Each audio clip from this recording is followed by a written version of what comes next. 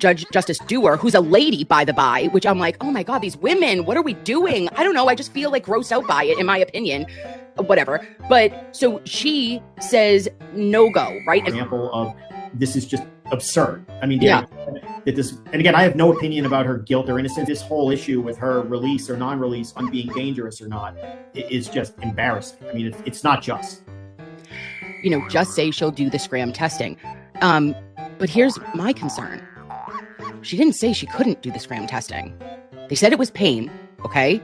But why couldn't Judge Kathleen have just said, with her judicial, temperance and prudence, say, Kelsey, Mr. Bradel, if you are unable to comply with this testing, then I am going to remand you to prison, or give the option to, or you can continue to do this up to 4 times a day as, required by probation or as I ordered, and Mr. January, Officer January will continue to get that from you. That wasn't an option. It was not an option. They asked for a change, but she never had, failed to comply. She didn't miss anything. I don't understand. Well, nobody does. The judge is terrible. But why would Bradel have to put in another motion that says, just kidding, we'll do it. Please let her out of jail. She should have, that's insane. Because at some point, you do whatever you have to do. Yeah. The judge is the one that's holding, the jail key to swinging open the gate of getting her in or out.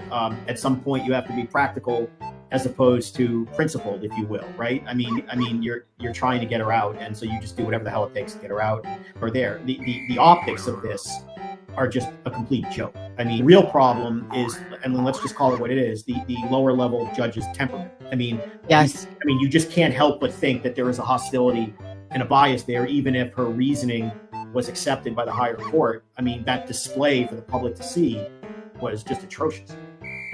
Whatever's going on with Kelsey Fitzsimmons is not the DA's fault at all. Right? I mean, the DA...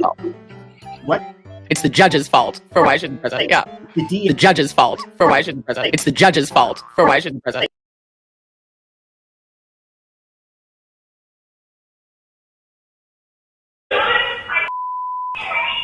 Reed left the blistering message after dropping off Boston cop John O'Keefe at a party. Prosecutors say she was in a jealous rage. John, nobody knows what the you want her. The former college professor called O'Keefe's cell phone a mind-blowing 53 times between 12:37 a.m. and 6:08 a.m. In this voicemail, she accuses him of cheating. As a girl, you're a loser.